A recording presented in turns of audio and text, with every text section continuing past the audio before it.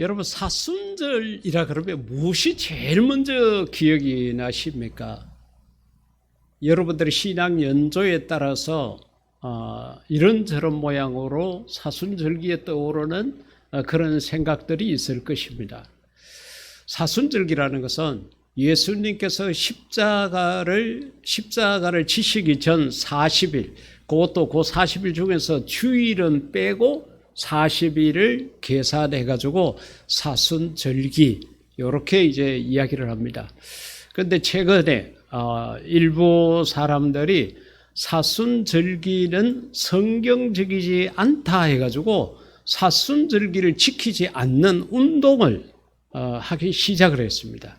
이렇게 되면요, 성경에 없다고 그래서 지키지 않게 되게 되면은 성탄절도 못 지킵니다. 예수님의 생일이 12월 25일이 아니거든요. 그럼 성경에 없어요. 그것도 지킬 수 없죠. 성경에는 안식일을 지키라 그랬는데 오늘과 같은 주일날 성경에 없습니다. 그러니까 우리가 문자적으로만 해석하게 되면 이런 무리함이 떠오르게 됩니다. 그러나 우리가 생각을 해야 될 것은 성경 전체적으로 봤을 때에 이 사순절기라는 것은 예수님께서 우리의 죄를 다 감당하기 위해서 십자가에 달려 돌아가셨다는 것을 우리가 다시 한번 기억하는 시간이 되기 때문에 이것은 성경에 이 40일이 사순절기다, 이걸 지키라, 이 동안에 금식 기도해라, 뭐 해라 하지 않아도 우리가 스스로 알아서 지키고 예수님 앞으로 한 걸음 더 나아가고 하나님의 사랑을 더 느끼는 것은 아주 중요합니다. 그러니까 여러분, 그러면은 성경에 오늘 아침 식사를 하라고 성경에 쓰여져 있습니까? 그런데 우리 다 식사를 하잖아요. 거의 우리가 문자적으로 생각을 하게 되면 여러 가지 오류를 범하게 됩니다. 그런데요, 시간이 가면 갈수록 아마 이런 모습들이 점점 많이 나타나서 하나님하고 상관없는 길로, 하나님하고 동떨어진 길로 자꾸 이렇게 가게 될 겁니다. 저와 여러분은 절대로 그러한 유혹에 빠지지 말고 어떻게 하든지 하나님 품 안에 있고 하나님의 말씀 안에 머무는 자가 되기를 주의 이름으로 부탁드립니다. 부탁드립니다. 여러분, 아멘할 때는 반드시 하십시오. 내가 그렇게, 나도 그렇게 생각합니다 하는 그런 뜻이거든요. 사순절기의 핵심은 하나님 사랑입니다. 저와 여러분이 죄 때문에 죽을 수밖에 없고 뜨거운 지옥불에 들어가야 되는데 하나님이 우리를 너무도 사랑하셔가지고 어떻게 하면 우리를 지옥 보내지 않고 정말 하나님께서 예비하신 저 천국에 들어가서 살도록 할 수 있을까? 하나님께서 우리를 포기하지 않고 버려두지 않고 우리를 구할 수 있는 길을 찾아서 예수님밖에 없다. 그 죄가 없는 자가 죄 있는 자를 대신해가지고 그 죄값을 치러야 되잖아요. 그럼 우리 모두는 죄인이니까 내가 죽어도 여러분이 죽어도 내 자신의 죄값 이거 하나 감당할까 말 거예요. 그런데 온 지구상에 있는 모든 사람들의 죄를 감당할 수 있는 자는 예수님밖에 없는 거예요. 그러니까 그 예수님을 이 땅에 보내주셨고 이 땅에 오신 예수님은 저와 여러분을 사랑하셔서 왜 내가 죽어야 됩니까? 내가 무슨 죄가 있습니까? 하나님 앞에 이렇게 하지 않으시고 순한 양처럼 십자가에 달려 돌아가신 거예요. 그 예수님의 죽으심 때문에 저와 여러분은 우리가 죄로 말미암아 멸망하지 않고 지옥 가지 않고 살아날 수 있는 길이 열리게 된 것입니다. 그 길로 저와 여러분은 들어선 거예요. 길이 열렸다고 해서 다 구원받는 것은 아닙니다. 그 길을 믿어야 돼요. 그것이 바로 예수님이라는 거죠. 그렇기 때문에 우리가 이 사순절기에 생각해야 될 것은 하나님 사랑입니다. 조금 전에 여러분 찬양 영상으로 보셨지만은 내 구주 예수를 더욱 우리가 성경 공부 시간에 늘 부르는 찬양이잖아요. 그 찬양 리더가 그렇게 눈물을 흘리고 마음 아파하면서 찬양 부르는 거 보셨죠?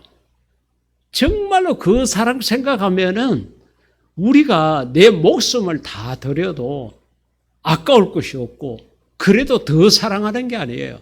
왜? 예수님이 나를 위해서 목숨 주셨는데 나도 내 목숨 줬으면 똑같아요. 더 이상 하는 것도 아니에요.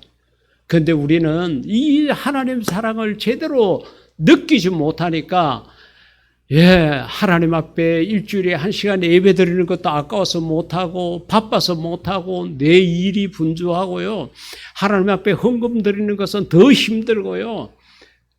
나의 재능 이거 갖고 내가 먹고 살아야 되는데 왜 내가 교회를 위해서 하나님 위해서 봉사해야 됩니까? 이렇게 뒷걸음질 치고 이렇게 하는 거예요. 그런 마음에도 하나님의 사랑을 느끼는 그 크기가 점점 커지게 되면은 정말 그 크신 하나님 사랑이네 생각을 하고 그 사랑 앞에 가슴을 찢고 무릎을 꿇고 두 손을 들고 나는 주의 것입니다. 내 것은 다 주의 것이니 나의 시간을 쓰십시오. 내 생명 드리니 나를 쓰십시오. 이렇게 고백하게 되는 겁니다. 그러니까 이런 사순절기를 통해서 여러분의 믿음이 한 걸음씩 더 나아가고 믿음의 깊이가 더 커지기를 주의 이름으로 부탁드립니다.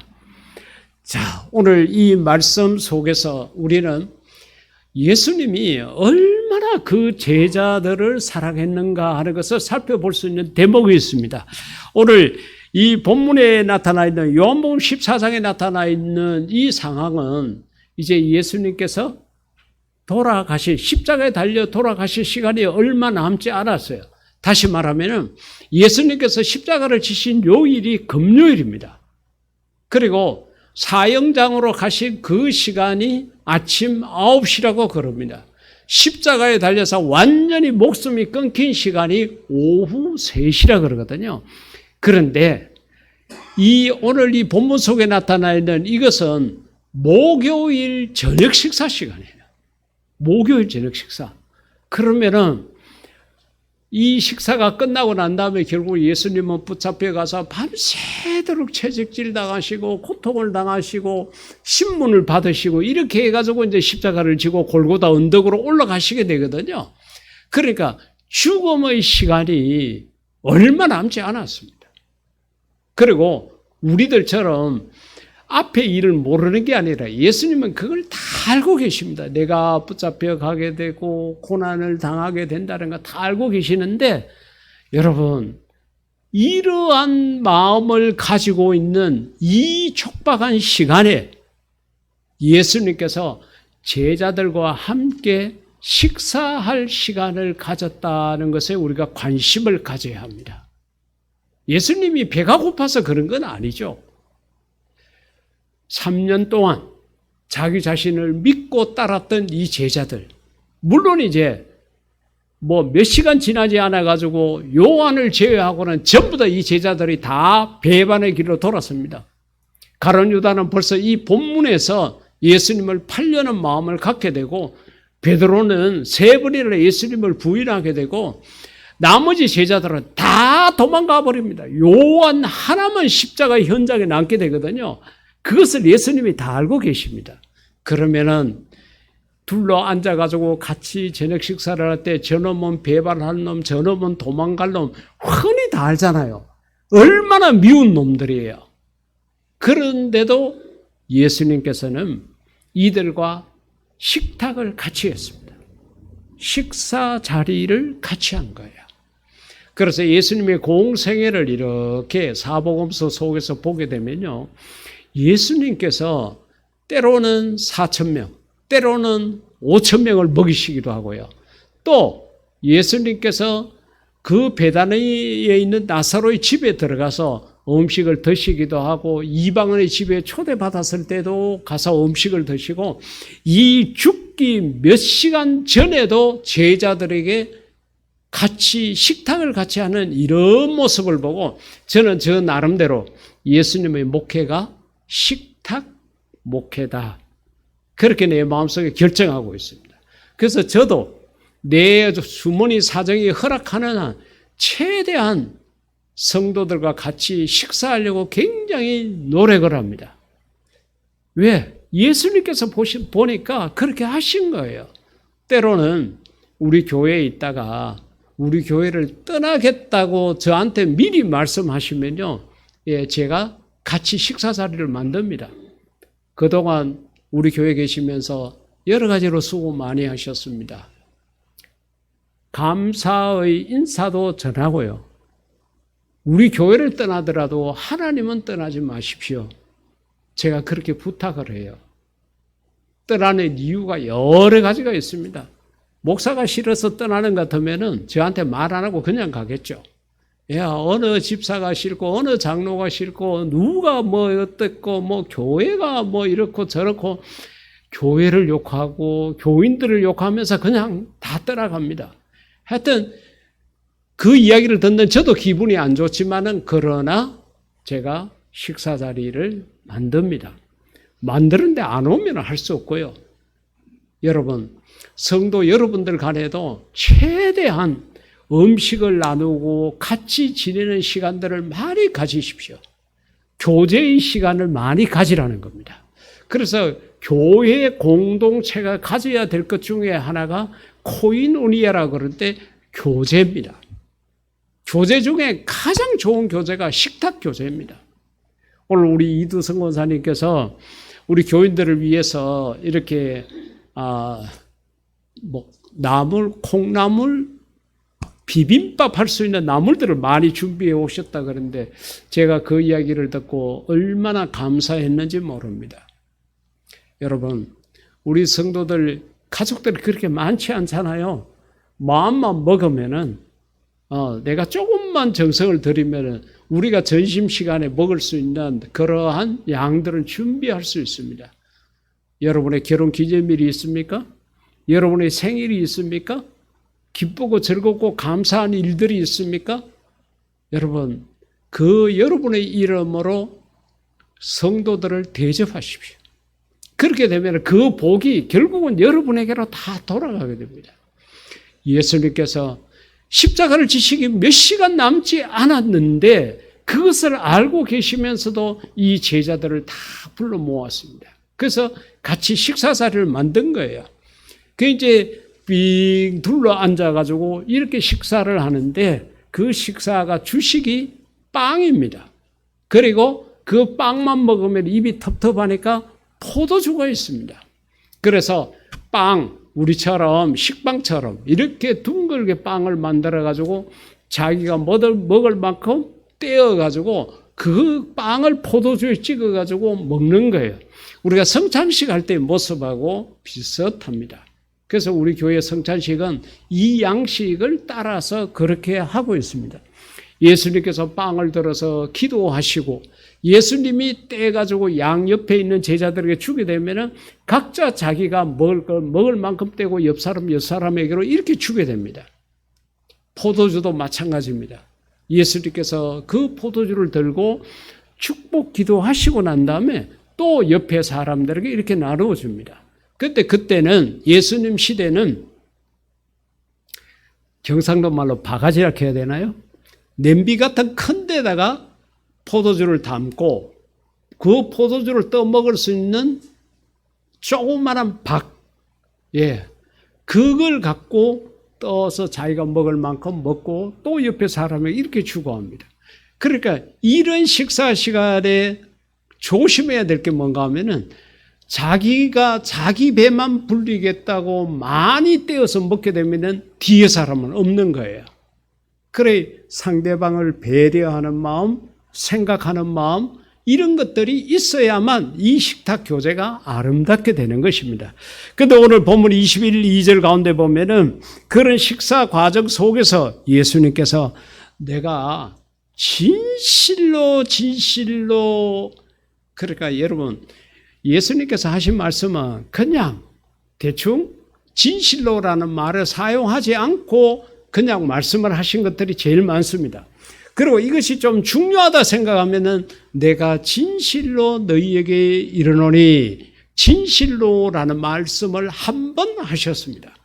근데요, 정말 중요하다고 생각했을 때는 예수님께서 내가 진실로 진실로 너희에게 이르노니 그러면서 강조하신 거예요. 그 세 번 하신 거 있느냐? 없습니다. 두 번 내가 진실로 진실로 했던 이 말씀은 정말 예수님께서 간곡하게 부탁하고 싶었던 말씀, 하시고 싶었던 말씀이었다는 거죠. 그 이제 내가 진실로 진실로 너희에게 이르노니 너희 중 하나, 그러니까 둘로 앉아 있는 제자들 너희 중에 하나가 나를 팔리라.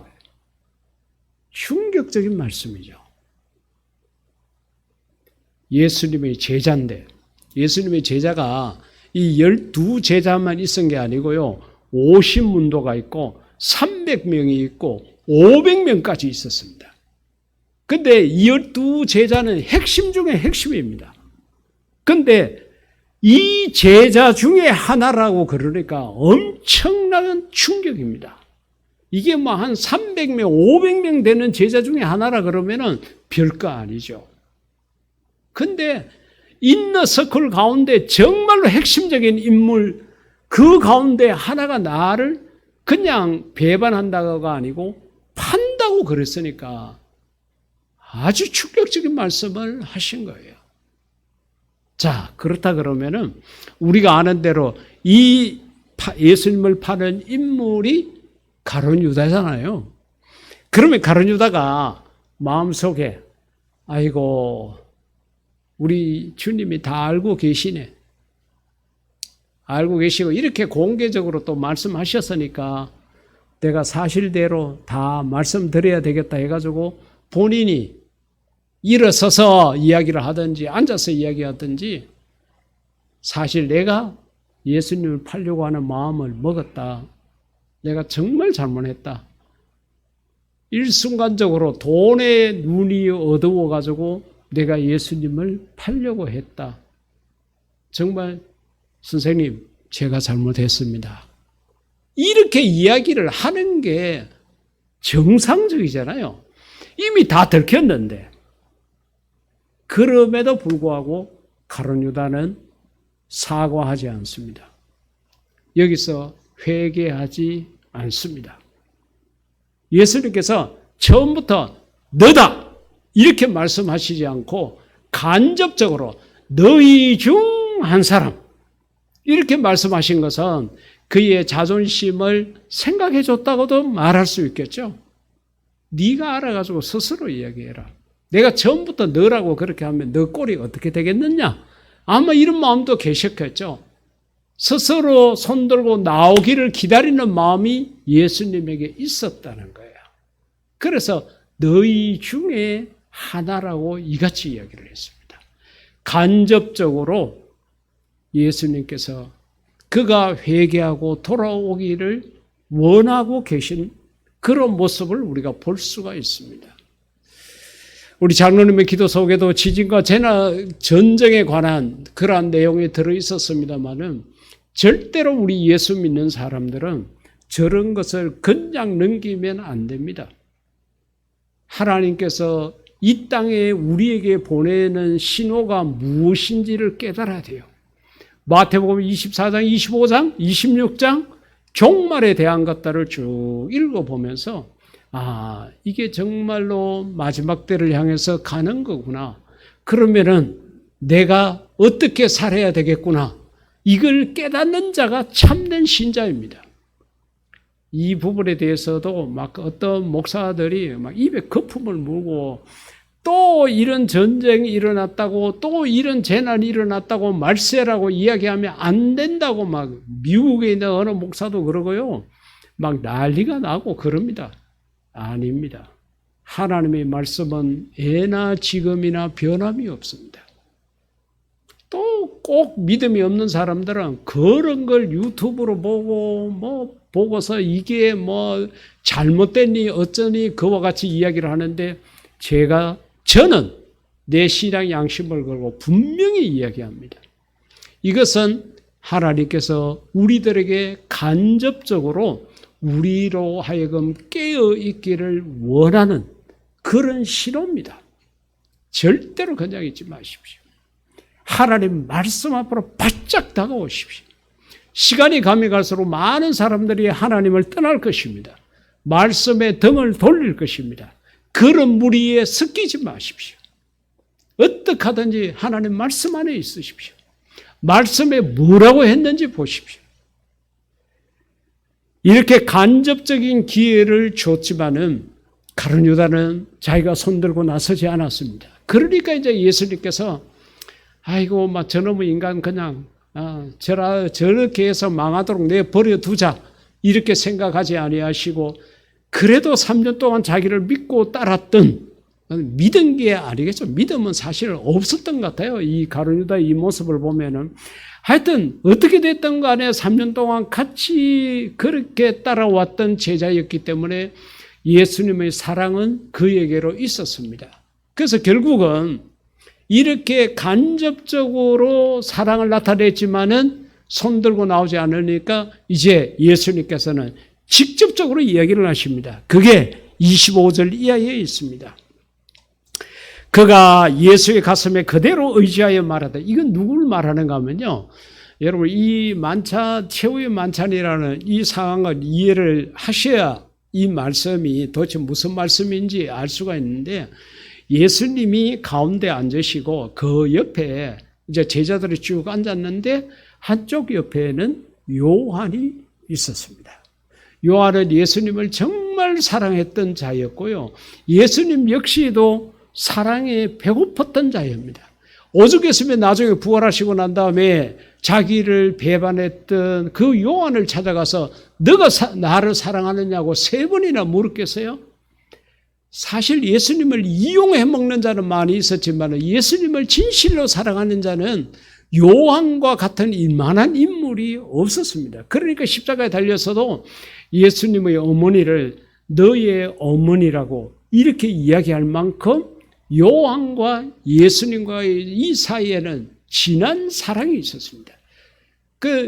그래서 예수님 옆에 앉았는데 자, 너희 중에 누가 하다가 나를 팔리라 그러니까 분위기가 얼마나 살벌했겠어요. 여러분 생각해 보십시오. 우리 중에 하나다 그러니까 그런 상황에서 예수님도 기분이 언짢고 들은 제자들도 마음이 긴장되고 그럴 건데 그럼에도 불구하고요. 요한이 예수님이 품에 기대어 있는 거야.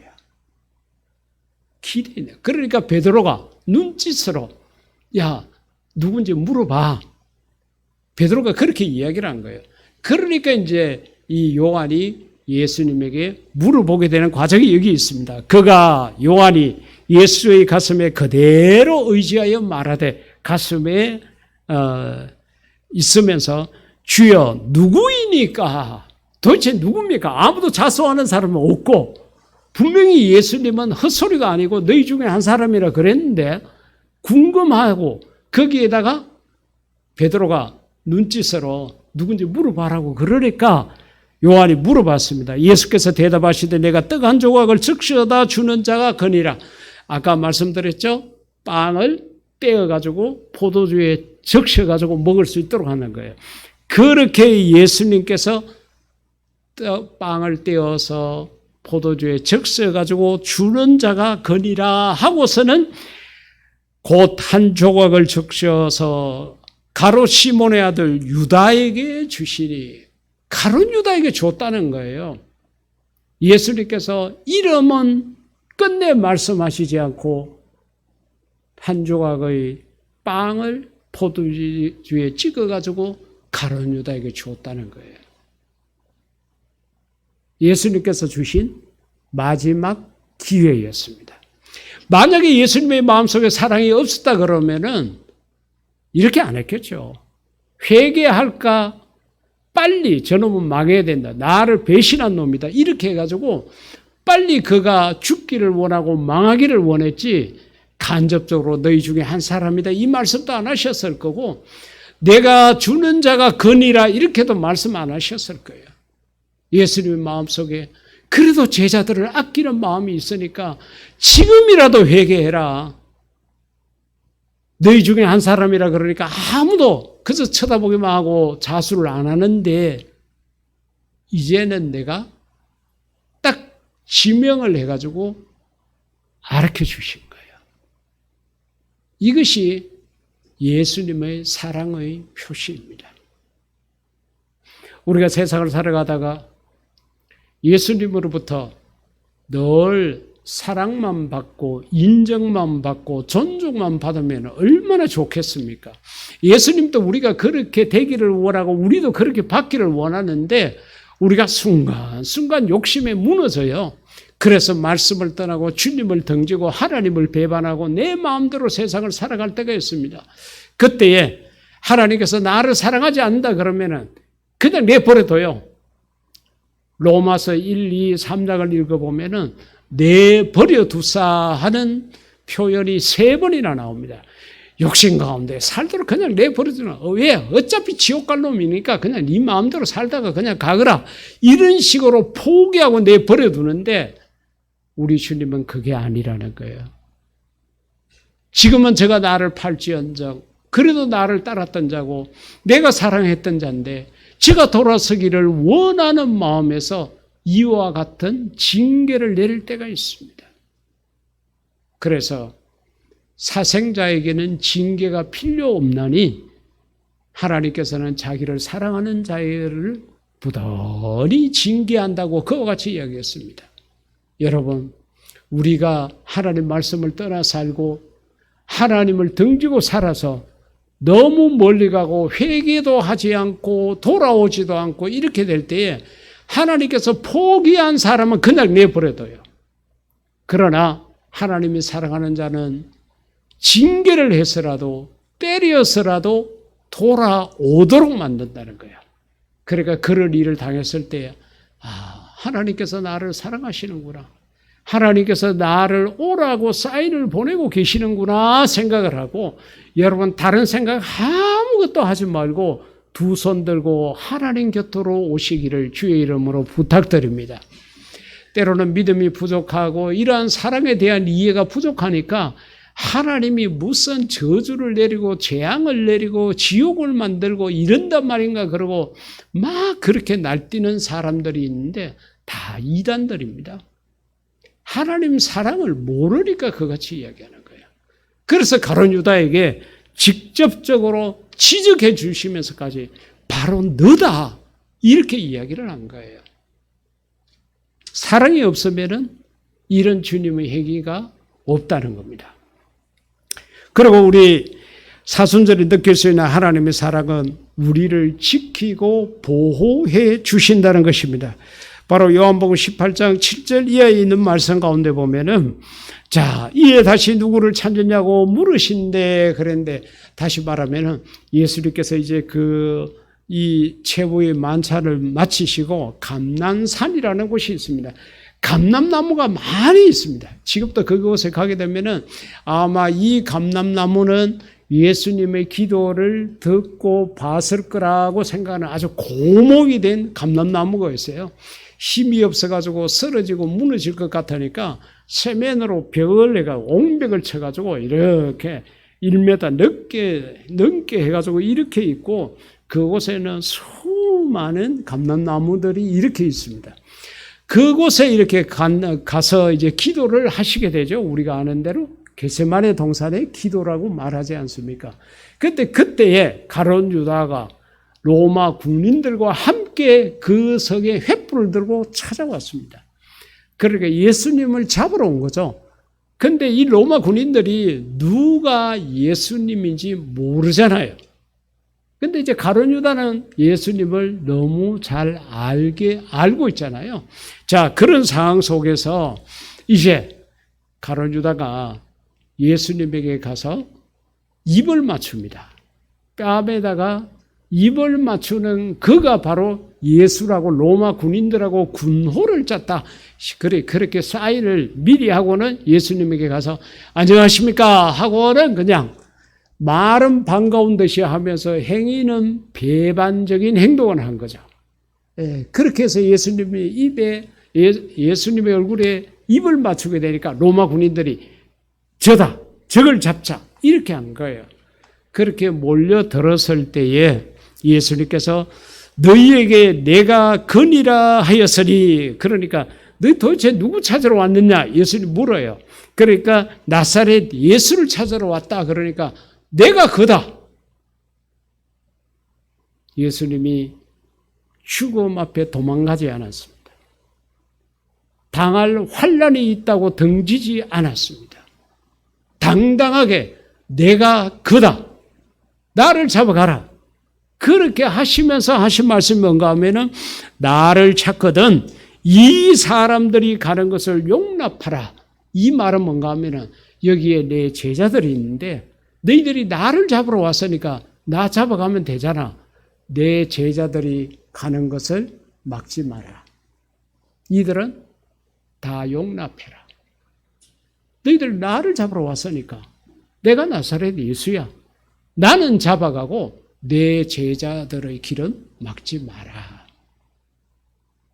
그만치 예수님께서는 당신이 죽으러 가는 자리까지 제자들을 지키시고 보호해 주셨다는 겁니다.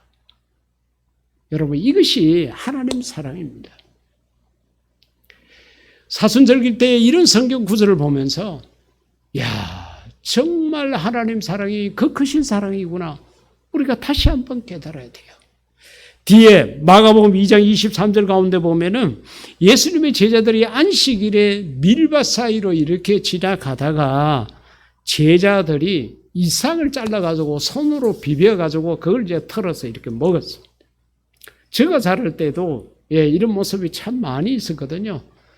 그때는요, 이 밀에다가 크레파스라 그러죠. 크레용을요, 잘라가지고 같이 밀하고 씹어요. 껌처럼. 그래가 껌 대용으로 그렇게 씹고 그렇게 살았던 적이 있습니다. 지금 생각하면 끔찍한 건데 하여튼 그래 먹고도 이렇게 살고 있어요. 하여튼 제자들이 배가 고프니까 그렇게 밀이삭을 잘라 먹은 거예요. 여러분, 우리 주님을 따르면은 부동산 부자가 되고 배가 부르고 무엇이든 하는 일마다 잘 되고 그렇게 착각하지 말아야 합니다. 주님 가신 길, 고난의 길이요, 가시밭길이요, 어려운 길이요, 힘든 길입니다. 제자들은 배가 고픈 거예요. 그러니까 그 밀 이삭을 잘라서 먹었습니다. 그런데 그날이 안식일이었다는 거죠. 문제는 안식일이었다. 그러니까 그 사실을 봤던 바리새인들은 율법주의자입니다. 율법을 지켜야만 천국 간다 이렇게 생각하는 극단주의적인 생각을 가졌습니다. 그런데 보니까 예수님의 제자들이 안식일 날 밀을 이렇게 비벼가지고 먹었거든요. 그러면은 배고픈 자가 그렇게 밀을 먹었다는 그 자체라기보다는 밀을 따가지고 그것을 손으로 비빈 것을 노동으로 인정을 한 거예요. 바리새인들이. 배고픈 자가 먹은 부분에 대해서라기보다는 노동을 했다. 밀을 손바닥에 얹어가지고 이걸 비볐다는 이 자체가 노동이라는. 안식일은 쉬어야 되는데 왜 노동을 했느냐. 이런 것을 가지고 예수님에게 시비를 걸었습니다. 제자들이 잘못한 거죠. 그러나 이럴 때에 예수님께서 나서서 다시 자기와 및 함께한 자들이 먹을 것이 없어서 시장할 때 배고플 때에 제사상에 올려놓은 그 떡을 먹은 그 사실을 기억하지 못하느냐 그러면서 제자들을 보호하고 나섰습니다. 제자들을 변호하고 나섰다는 거죠. 제자들의 잘못이 있었지만은 그러나 예수님께서 제자들을 지키시고 보호해 주셨습니다. 지금 나를 따르는 제자들이 그렇게 한 것, 이와 비슷한 사례가 너희들이 읽었던 성경에, 구약 성경에 있지 않느냐. 그러면서 여기서 다윗이 그러면서 그 다윗 일행이 정말로 성전에 하나님 앞에 제사 드리려고 나눴던 그 떡을 먹은 사실에 대해서 언급을 하면서 제자들을 지키고 보호하셨다는 겁니다. 여러분, 사순절기의 하나님 사랑은 죄로 말미암아 우리가 지옥을 가야 되는데, 우리가 망해야 되는데, 우리가 마땅히 죽어야 되는데 우리를 지키시고 보호하셔서 대신 예수님이 죽으시고 저와 여러분을 살려내셨다는 겁니다. 그 맛이 우리를 지켜주셨다는 거죠. 오늘 예배를 마치고 마지막으로 부르는 찬양, 이달의 찬양이 주 너를 지키리였습니다. 우리가 때로는 주님을 배반하고 하나님 사랑을 등지고 살아가지만은 주님은 항상 우리를 지키시고 보호하고 계십니다. 그렇기 때문에 내가 그렇게 기도하지 않아도, 내가 그렇게 말씀대로 살지 못해도, 내가 하나님의 자녀다운 모습이 별로 없어도 오늘 이 자리까지 올 수 있었던 것은 이 하나님 사랑, 이 주님의 사랑이 우리를 지키고 보호하셨기 때문입니다. 사랑하는 성도 여러분, 이 사순절기 동안에 우리는 하나님 사랑을 다시 한번 깨달아야 합니다. 정말 그 크신 하나님 사랑, 정말 나를 사랑하시는 이 주님의 사랑, 나를 사랑하시는 이 사랑을 우리가 다시 깨달을 때에 사순절의 깊은 의미를 제대로 알 수가 있습니다. 여러분들이 이 시작된 사순절기 동안에 이 하나님 사랑을 더 많이 깨닫고 여러분들도 찬송가 315장처럼 내 구주 예수를 더욱 사랑하는 그런 자가 되기를 주의 이름으로 축복합니다. 이 시간 우리 다 같이 기도할 때에 내가 하나님을 사랑한다고 고백하십시오. 내가 주님을 더 사랑한다고 고백하십시오. 다 같이 기도드리겠습니다.